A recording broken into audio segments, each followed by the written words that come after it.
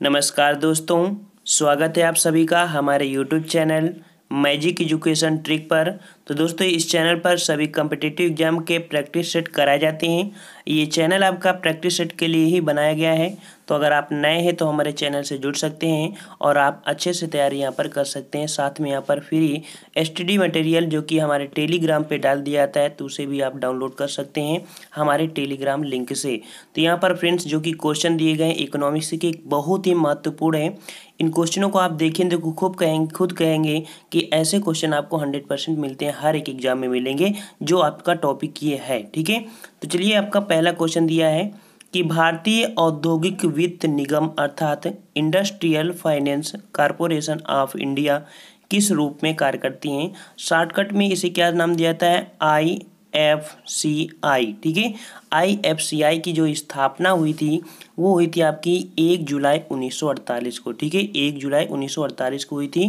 तो यहाँ पर जो किस रूप में कार्य करती है, आपका बी नंबर हो जाएगा, या एक विकास बैंक के रूप में कार्य करती है। ठीक है, एक विकास बैंक के रूप में कार्य करती है। इसका कार्य क्या होती है, तो औद्योगिक क्षेत्र को दीर्घकालीन ऋण संबंधी आवश्यकताओं की पूर्ति करना यहाँ पर IFCI का कार्य है। ठीक है, तो यहाँ पर जबकि स्थापना क्या हुई है, कार्य क्या है, इतने पे फोकस आपको ज़्यादा करना है। नेक्स्ट क्वेश्चन आपका दिया है कि निम्नलिखित में से कौन सा क्षेत्रीय ग्रामीण बैंक जो कि RRB का कार्य नहीं है। तो RRB का जो कार्य नहीं है वो आपका कौन सा हो जाएगा। तो फ्रेंड्स इसका सही जवाब आपका हो जाएगा डी नंबर, अर्थात भारतीय कृषि पुनर्वित्त निगम के कार्यों को करना, अर्थात ये कार्य नहीं करती है आपकी क्षेत्रीय ग्रामीण बैंक। तो बात करते हैं क्षेत्रीय ग्रामीण बैंक की स्थापना कब हुई थी। तो क्षेत्रीय ग्रामीण बैंक की जो स्थापना हुई थी आपकी हुई थी 26 सितंबर। ठीक है, 26 सितंबर 1975 ईस्वी को आपको याद रख लेना है। ठीक है, 26 सितंबर 1975 को हुई थी। ग्रामीण क्षेत्र के आर्थिक विकास के उद्देश्य से इसका किया गया था। और इसके बाद बात करें कि जैसे कि छात्रवृत्ति, वृद्धावस्था पेंशन, मनरेगा की मजदूरी आदि लाभ भी प्रदान किए जाते हैं इस बैंक की ओर से। ठीक है, चलिए जो कि आपका कौन सा है, क्षेत्रीय ग्रामीण बैंक RRB। ठीक है, चलिए नेक्स्ट क्वेश्चन आपका पूछा गया है, किसान क्रेडिट कार्ड योजना किस वर्ष लागू की गई थी। किसान क्रेडिट कार्ड योजना किस वर्ष लागू की गई थी। तो ये आपकी लागू की गई थी फर्स्ट नंबर, अर्थात 1998 से 1999 में की गई थी। और इसकी शुरुआत जो हुई थी अगस्त 1998 में की गई थी। ठीक है, शुरुआत हुई थी आपकी कब, अगस्त 1998 में। किसानों को व्यापारिक बैंकों सहकारी बैंकों तथा क्षेत्रीय ग्रामीण बैंकों से ऋण लेने में सुविधा प्रदान करना भी इसका एक प्रकार का कार्य होता है। ठीक है, इस योजना को RV गुप्ता समिति, ठीक है, इस योजना जो चलाई गई थी तो इस योजना को RV गुप्ता समिति की अनुशंसा के आधार पर प्रारंभ किया गया था। तो आपको पूछ सकता है कि किसकी समिति थी, तो RV गुप्ता समिति के आधार पर क्रेडिट कार्ड योजना लागू की गई थी। और नेक्स्ट क्वेश्चन यहाँ पर देखते हैं। क्वेश्चन आपसे कह रहा है भारतीय राष्ट्रीय कृषि और ग्रामीण विकास बैंक, ऐसा कोई क्वेश्चन नहीं जहाँ पर इस समय पूछा न जा रहा हो नाबार्ड से। ठीक है, तो राष्ट्रीय कृषि और ग्रामीण विकास बैंक अर्थात नाबार्ड की स्थापना किस पंचवर्षीय योजना में की गई थी। तो ये आपकी जो की गई थी, आपका सी जवाब होगा छठी पंचवर्षीय योजना में की गई थी। ठीक है, तो नाबार्ड की स्थापना कब की गई थी, छठी पंचवर्षीय योजना में की गई थी। और अगर बात करें स्थापना कब की गई थी, तो 12 जुलाई 1982 को। ठीक है, कब की गई थी, 12 जुलाई 1982 को स्थापना की गई थी। तो इस पे भी पूछ लेता है कि समिति कौन थी, तो शिवरमन समिति पर की गई थी। ठीक है, शिवरमन समिति के आधार पर नाबार्ड बैंक की स्थापना की गई थी। और इसका जो हेडक्वार्टर है, अर्थात यहाँ पर कह सकते हैं इसका मुख्यालय नाबार्ड का क्या है, तो मुंबई इसका है। ठीक है, और इसका कार्य क्या होता है, तो या इसका जो कार्य होता है तो क्षेत्रीय ग्रामीण बैंकों तथा सहकारी बैंकों का नियमन एवं वित्तीय करना होता है। ठीक है, क्षेत्रीय ग्रामीण जो बैंक होते हैं और सहकारी बैंकों का नियमन करना यहाँ पर नाबार्ड का कार्य होता है। ठीक है, इतने क्वेश्चन आपको नाबार्ड से पूछे गए हैं।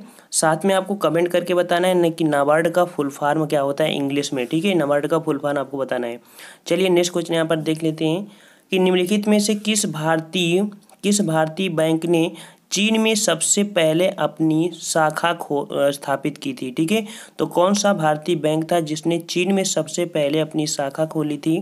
आपका सही जवाब फ्रेंड्स क्या यहाँ पर क्या आ जाएगा, तो सही जवाब होगा आपका सी नंबर, अर्थात यहाँ पर भारतीय स्टेट बैंक। ठीक है, भारतीय स्टेट बैंक भारत का पहला बैंक था। ठीक है, भारतीय स्टेट बैंक भारत का पहला बैंक था जिसने क्या किया था वर्ष 2006 में। ठीक है, वर्ष 2006 में इसने क्या किया था, संघाई में, ठीक है, संघाई जो कि चीन में पड़ता है, अपनी पहली शाखा को स्थापित किया था। ठीक है, तो याद रख लेना कि ये पहला बैंक था जो विदेशों में अपनी पहली यहाँ पर कह सकते हैं शाखा खोला था 2006 में। चलिए नेक्स्ट क्वेश्चन आपका दिया है, क्वेश्चन नंबर आपका 11 यहाँ पर कह रहा है कि कृषि एवं ग्रामीण विकास क्रियाओं की सभी प्रकार की खास आवश्यकताओं की पूर्ति करने वाली एकमात्र संस्था कौन है। ठीक है, तो यहाँ पर कृषि एवं ग्रामीण विकास क्रिया पूछा है, तो अभी हमने आपको यहाँ पर पढ़ाया था। ठीक है, आपको पढ़ाया था कि वो कौन सा है, तो आपका हो जाएगा नाबार्ड। जो अभी हमने आपको बताया था वही है आपका, देखो यहाँ पर दिया है कृषि ग्रामीण विकास, तो आपकी एकमात्र संस्था कौन सी है, नाबार्ड है। ठीक है, और अभी हमने बताया कि नाबार्ड की स्थापना कब की गई थी, 12 जुलाई 1982 को। ठीक है, कब की गई थी, 12 जुलाई 1982। हम बार बार आपको ये क्यों डेट रखा रहे हैं, क्योंकि ये डेट आपसे पूछी जा रही है इस समय, हर एक एग्जाम में पूछी जा रही है। कोई भी ऐसा एग्जाम नहीं जहाँ पर नाबार्ड से आपको फुल फॉर्म स्थापना या कौन सी पंचवर्षीय इससे होती है। ठीक है, तो इसकी स्थापना कब हुई थी, 12 जुलाई 1982 को राष्ट्रीय कृषि और ग्रामीण विकास बैंक एवं कह सकते हैं कि ग्रामीण विकास से संबंधित गतिविधियों में इसका सर्वोच्च स्थान है। और यह एक संवैधानिक संस्था है, ये भी याद रखना कि यह एक संविधिक अर्थात यहाँ पर संस्था है। ठीक है, संविधिक संस्था है आपकी जो कि नाबार्ड है। चलो नेक्स्ट क्वेश्चन आपका है, संविधिक कह सकते हैं। ठीक है, संवैधानिक नहीं संविधिक कह सकते हैं। और अगला क्वेश्चन आपका जो 12 नंबर है कि ब्याज की वह दर जिस पर भारतीय रिजर्व बैंक वाणिज्य बैंकों को अल्प अवधि के लिए ऋण देता है वो क्या कहलाता है। ठीक है, तो भारतीय रिजर्व बैंक क्या करता है, वाणिज्य कंपनी अर्थात कंपनी बैंकों को, वाणिज्यिक बैंकों को जो अवधि के लिए ऋण देता है, अल्प अवधि के लिए ऋण देता है, तो उसे क्या कहते हैं, उस दर को क्या कहते हैं, तो भाई उस दर को कहते हैं रेपो दर। ठीक है, रेपो दर। जब कोई बैंक क्या करता है ना, भारतीय रिजर्व अर्थात आरबीआई जब पैसा देता है किसी वाणिज्यिक बैंक को ना, तो वो रेपो दर में देता है। ठीक है, रेपो दर में देता है। और जब वाणिज्य बैंक आरबीआई में अपना अतिरिक्त कोष जमा करते हैं, ठीक है, तो उस कोष को जिस दर से बैंकों को ब्याज मिलता है उसे रिवर्स रेपो दर के नाम से जाना जाता है। ठीक है, चलिए अगला क्वेश्चन अब तो दिया गया है, क्वेश्चन आपसे कह रहा है कि सिडबी की स्थापना की गई थी। ठीक है, सीडीबी की स्थापना की गई थी। तो सीडीबी अर्थात यहाँ पर देखिए SIDBI, कभी कभी इसका फुल फॉर्म भी पूछता है। तो सीडीबी की स्थापना की गई थी, तो यहाँ पर किसके लिए की गई थी भाई, तो ये स्थापना आपकी की गई थी बी नंबर, अर्थात लघु उद्योगों को वित्तीय प्रदान करने के लिए। ठीक है, लघु उद्योगों को वित्त प्रदान करने के लिए यहाँ पर सीडीबी की स्थापना की गई थी। बात आते हैं कि सीडीबी की स्थापना कब की गई थी, तो इसकी स्थापना की गई थी आपकी 2 अप्रैल 1990 को। ठीक है, कब की गई थी, 2 अप्रैल 1990 को यहाँ पर सीडीबी की स्थापना की गई थी। यह देश में लघु उद्योगों के उन्नयन, वित्त अवस्था एवं विकास के लिए प्रमुख वित्तीय संस्था है। यह मुद्रा योजना के संचालन के लिए धन उपलब्ध कराता है, आपका सीडीबी कराता है। ठीक है, तो आपको डेट याद रख लेना है। और किस कार्य के लिए है, तो लघु उद्योगों को। ठीक है, किसके लिए, लघु उद्योगों के लिए है। आपको कमेंट करके बताना है सीडीबी का मुख्यालय कहाँ पर। अभी क्वेश्चन हाल ही में पूछा गया था कि सीडीबी का मुख्यालय कहाँ है, आपको कमेंट करके बताना है। ठीक है, चलिए नेक्स्ट क्वेश्चन यहाँ पर दिया गया है, भारत सरकार ने देश के 14 बैंकों का राष्ट्रीयकरण किस वर्ष किया था, तो किस वर्ष किया था, आपका सही जवाब हो जाएगा ए नंबर, अर्थात जुलाई 1969 ईस्वी को किया था। ठीक है, यहाँ पर जुलाई 1969 को किया था देश के 14 बड़े व्यापारिक बैंकों का राष्ट्रीयकरण। और इसके पश्चात 1980 में, ठीक है, इसके बाद क्या हुआ था, 1980 में क्या हुआ था कि 1980 में आंध्रा बैंक तथा ओरिएंटल बैंक कॉमर्स सहित करीब 6 बैंकों का राष्ट्रीयकरण किया गया था। और राष्ट्रीयकरण का ये दूसरा चरण कहलाता है, जो कि आपका 1980 में हुआ था। ठीक है, कुल मिला के आपकी 20 बैंकें यहाँ पर राष्ट्रीयकृत हो चुकी थी, लेकिन एक का विलय हो जाने के कारण 19 उस समय बची थी। चलिए नेक्स्ट क्वेश्चन आपसे पूछा है, क्वेश्चन नंबर आपका 18 दिया, कह रहा है कि भारतीय रिजर्व बैंक का लेखा वर्ष क्या है। ठीक है, यहाँ पर पूछा है कि आरबीआई का जो लेखा वर्ष है अर्थात अकाउंटिंग ईयर है, ये कौन सा आपका हो जाता है, तो ये आपका जो मंथ होता है यहाँ पर बी नंबर, जुलाई और जून होता है। ठीक है, जुलाई और जून होता है। भारत सरकार का जो वित्त वर्ष होता है 1 अप्रैल से 31 मार्च चलता है। ठीक है, 1 अप्रैल से 31 मार्च तक होता है। जबकि भारतीय रिजर्व बैंक का, ठीक है, जबकि भारतीय रिजर्व बैंक का लेखा वर्ष जो प्रारंभ होता है वह आपका 1 जुलाई से 30 जून तक चलता है। ठीक है, 1 जुलाई से 30 जून तक आपका चलता है। ठीक है, वैसे आपका जानते हैं वित्तीय वर्ष कब होता है, अप्रैल से, लेकिन यहाँ पर रिजर्व बैंक का जो वित्तीय वर्ष है आपका जुलाई से स्टार्ट होता है और 30 जून तक आपका चलता है। ठीक है, और भारत का संघीय बजट प्रतिवर्ष आपको पता होगा कि कब फॉलो करते हैं, अर्थात संघीय बजट होता है वो 1 फरवरी को प्रस्तुत किया जाता है। आपसे कभी कभी क्वेश्चन पूछ लेता है जो बजट होता है कब प्रस्तुत करते हैं, तो ये प्रस्तुत करते हैं 1 फरवरी को प्रस्तुत करते हैं। ठीक है, 1 फरवरी को प्रस्तुत करते हैं। चलिए नेक्स्ट क्वेश्चन आपसे पूछा है, क्वेश्चन आपका कह रहा है कि लघु अवधि ऋण अवधि कितनी होती है। लघु अवधि ऋण अवधि कितनी होती है, इसका मतलब कह रहा है जो लघु अवधि के लिए ऋण देते हैं वो कितने वर्ष के लिए आपका यहाँ पर होता है। तो लघु अवधि अर्थात कह सकते हैं कि लघु अवधि जो होती है 15 माह से कम होती है। ठीक है, 15 माह से कम होती है, अर्थात यहाँ पर ए नंबर आपका हो जाएगा। जो बैंकें क्या होती है लघु अवधि के लिए देती हैं उसे बोलते हैं 15 माह से कम होती हैं। अगर मध्य की बात करें कि मध्य अवधि का ऋण होता है तो मध्य अवधि का होता है 15 माह से 5 वर्ष तक। ठीक है, 15 माह से 5 वर्ष तक को होता है। और दीर्घ अवधि बोल दिया जाए तो 5 वर्ष से अधिक तक का होता है। अगला क्वेश्चन आपसे पूछा है यहाँ पर, चलिए क्वेश्चन आपसे कह रहा है कि हरित क्रांति से भारत के कौन से राज्य सर्वाधिक लाभान्वित हुए हैं। तो हरित क्रांति से जो लाभ लिए हैं वो कौन से यहाँ पर हो जाएगा, तो यहाँ पर देखो आपको जो कि पंजाब, हरियाणा, पश्चिमी उत्तर प्रदेश, अर्थात यहाँ पर सी नंबर आपका सही हो जाएगा, जो कि कह रहा है कि पंजाब, हरियाणा और पश्चिमी उत्तर प्रदेश। बात आती है कि ये बात कब की है, तो 1966 में। ठीक है, 1966 में क्या हुआ था कि खरीफ की फसल से इसका हुआ था, अर्थात खरीफ की फसल आपकी यहाँ जो हुआ था भारत में। इस क्रांति के प्रवर्तक हमारे माने जाते हैं MS स्वामीनाथन, अर्थात हरित क्रांति की बात कर रहा है। ठीक है, तो हरित क्रांति की शुरुआत आपकी हुई थी 1966 में और इसमें खरीफ की फसल से इसकी कह सकते कि स्टार्टिंग हुई थी। और जो वैज्ञानिक हमारे थे भारत के MS स्वामीनाथन है, इसका सर्वाधिक जो सकारात्मक प्रभाव पड़ा था वो पंजाब, हरियाणा, पश्चिमी उत्तर प्रदेश, आंध्र प्रदेश, महाराष्ट्र, तमिलनाडु के कुछ जिलों में पड़ा था। और अगर बात करें यहाँ पर हरित क्रांति में सर्वाधिक वृद्धि किसकी हुई थी हरित क्रांति में, तो आपकी गेहूं की सर्वाधिक उत्पादन हुआ था। ठीक है, इतना याद रख लेना है। चलिए नेक्स्ट क्वेश्चन आपसे पूछा है कि भारत में सर्वप्रथम फसल बीमा योजना कब शुभारंभ किया गया था। फसल बीमा योजना की बात कर रहा है, तो फसल बीमा योजना का जो शुभारंभ हुआ था आपका हुआ था ये आपका 1985 ईस्वी में। ठीक है, 1985 ईस्वी में।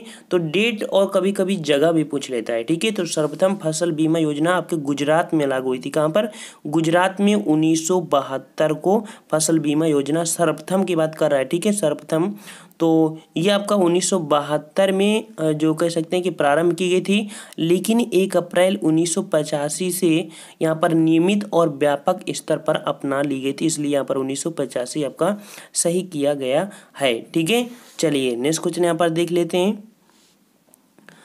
क्वेश्चन आपसे कह रहा है किस पंचवर्षीय योजना में कृषि क्षेत्र में ऋणात्मक वृद्धि दर प्रदर्शित की गई थी। एक ऐसी भी पंचवर्षीय योजनाएं थी जिसमें से क्या हुआ था ऋणात्मक वृद्धि दर आपकी यहाँ पर अकाउंट की गई थी, जो कि पंचवर्षीय योजना में। तो वो कौन सी आपकी पंचवर्षीय योजना है, तो भाई वो पंचवर्षीय आपकी योजना है जो कि आपका ए नंबर है, तीसरी पंचवर्षीय योजना। ठीक है, तीसरी पंचवर्षीय योजना का अगर बात करें समय योजना तो आपका 1961 से 1966 की बात कर रहा है। ठीक है, ये तीसरी पंचवर्षीय योजना का कार्यकाल है। ये आपकी असफल अर्थात ऋणात्मक क्यों हो गई थी, क्योंकि आपको पता है कि 1962 में आपके क्या हुआ था, चाइना से युद्ध हुआ था, 1965 में आपका पाकिस्तान से युद्ध हुआ और 1966 में आपका आपातकाल आ गया था। इस कारण से ये योजना आपकी असफल हो गई थी और कह सकते हैं कि युद्ध, अकाल और राजनीतिक अस्थिरता के कारण ये पंचवर्षीय योजना आपकी सही से नहीं चली और तीसरी पंचवर्षीय योजना में ऋणात्मक वृद्धि दर आपकी यहाँ पर काउंट की गई थी। और नेक्स्ट क्वेश्चन आपसे पूछा गया है, क्वेश्चन आपसे कह रहा है राष्ट्रीय हॉर्टिकल्चर मिशन किस पंचवर्षीय योजना में आरंभ किया गया।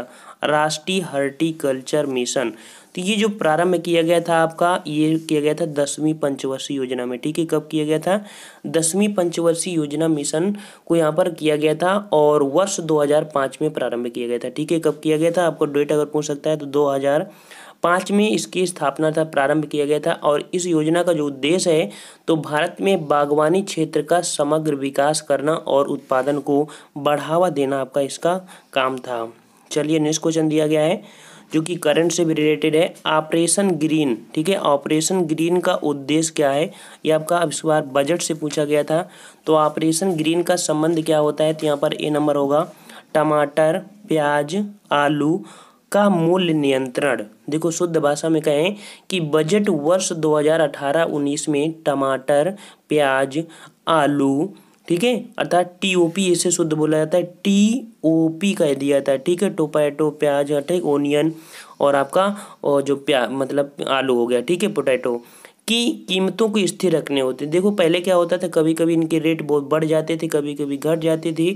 इस कारण यहाँ पर क्या किया सरकार ने 500 करोड़ रुपए का यहाँ पर बजट दे दिया और उस बजट के माध्यम से हुआ कि अब इनके रेट क्या होंगे, कम ज़्यादा नहीं होंगे। तो इसका मतलब हुआ कि टीओपी जो संबंध है टमाटर, प्याज और आलू से है ऑपरेशन ग्रीन, आपको याद रख लेना है।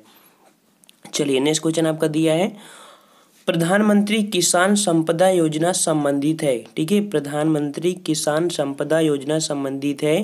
तो ये आपकी किससे संबंधित है, तो आपका होगा सही जवाब यहाँ पर आपका ए नंबर अर्थात कृषि से क्षेत्र से संबंधित है, ठीक है, कृषि क्षेत्र से संबंधित आपकी जो कि किसान संपदा योजना है, ठीक है। और अगला क्वेश्चन यहाँ पर देख लेते हैं। क्वेश्चन आपका दिया गया यहाँ पर जो कि राष्ट्रीय किसान आयोग का गठन कब हुआ था, राष्ट्रीय किसान आयोग का गठन कब हुआ था। आपको फ्रेंड्स इस क्वेश्चन का आपको कमेंट करके बताना है। अभी क्वेश्चन आपके खत्म नहीं हुए हैं, काफ़ी अच्छे क्वेश्चन और भी हैं, लेकिन आपका 17 नंबर का क्वेश्चन आपको कमेंट करके बताना है इसका सही जवाब क्या हो जाएगा, ठीक है। और यहाँ पर देखते हैं क्वेश्चन आपकी जो बहुत पूछे जाते हैं यहाँ से इस समय कि कुछ कृषि बोर्ड होते हैं उनके मुख्यालय, तो जैसे आपको पूछा गया कॉफ़ी बोर्ड, तो कॉफ़ी बोर्ड का होता है आपका बंगलुरु, ठीक है, बंगलुरु। और देखो कॉफ़ी जो पीते हैं कौन, बंगलुरु में आपको पता है स्पेस रिसर्च वाले बहुत ज़्यादा हैं, वहाँ पर हमेशा प्रौद्योगिकी काम होता रहता है, स्पेस में जाने का कार्य होता रहता है। तो क्या होता है जगने के लिए उनको कॉफ़ी चाहिए, ठीक है, तो कॉफ़ी किनको चाहिए, बंगलुरु में, ठीक है। और रबर आपको पता है कहाँ पर चलती है, आपका केरल में, ठीक है, केरल में रबर बोर्ड आपका कहाँ है, केरल में। चाय बोर्ड कहाँ पर है, कोलकाता में, ठीक है, चाय बोर्ड कहाँ पर है आपका, कोलकाता में। और तंबाकू बोर्ड कहाँ पर है, तो गुंटूर आंध्र प्रदेश में, तंबाकू कहाँ पर है, गुंटूर आंध्र प्रदेश में, ठीक है। मसाला बोर्ड आपका कहाँ पर है, कोच्चि में है, ठीक है, मसाला बोर्ड आपका कहाँ पर है, कोच्चि में। और आपका दिया गया है कि राष्ट्रीय मांस व पोल्ट्री बोर्ड आपका कहाँ पर है, तो नई दिल्ली में, ठीक है, नई दिल्ली में। भारतीय अंगूर प्रसंस्करण बोर्ड कहाँ पर है, पुणे में है, ठीक है, पुणे में। और लास्ट क्वेश्चन आपका दिया यहाँ पर दिया गया है कि राष्ट्रीय मांस एवं कुक्कुट प्रसंस्करण केंद्र जो कि आपका कहाँ पर है, नई दिल्ली में, ठीक है, नई दिल्ली में है। तो इतने क्वेश्चन फ्रेंड्स आपके यहाँ पर थे हमारे इकोनॉमिक्स से। तो आपको ये क्वेश्चन आपका लास्ट है, इसको कमेंट करके आपको बताना होगा, ठीक है। तो फ्रेंड्स अगर आपको वीडियो अच्छा लगा है और आपको लगता है कि नहीं इस वीडियो से क्वेश्चन आएंगे और हमारे लिए सर ने इतनी मेहनत किया है, तो एक बार वीडियो को लाइक ज़रूर कर दिया करिए। हमारी मेहनत में अगर इतना मेहनत करके आपको समय निकाल के आपको वीडियो देते हैं तो आप एक लाइक जरूर किया करिए, ठीक है फ्रेंड्स। तो हम लोग मिलते हैं नेक्स्ट वीडियो में। और आप लोग क्या करिए कि वीडियो जो पड़े हुए हैं प्लेलिस्ट में जाया करिए, प्लेलिस्ट में आपकी वीडियो बना के बहुत ढेर सारे डाल दिए गए हैं। तो आप लेखपाल की भी देख सकते हैं, आपके जो यूपी स्पेशल है, करंट अफेयर है, साथ में मंडी स्पेशल है, मतलब मंडी परिषद, सभी की वीडियो हमारे प्लेलिस्ट में आपके पड़े हैं। तो उनको डेली आप देख लिया करिए, ठीक है, ताकि पेपर एग्जाम में जब आए तो आप उसका रिवीजन कर पाएँ। तो फ्रेंड्स हम लोग मिलते हैं नेक्स्ट वीडियो में, तब तक के लिए धन्यवाद। जय हिंद, जय भारत।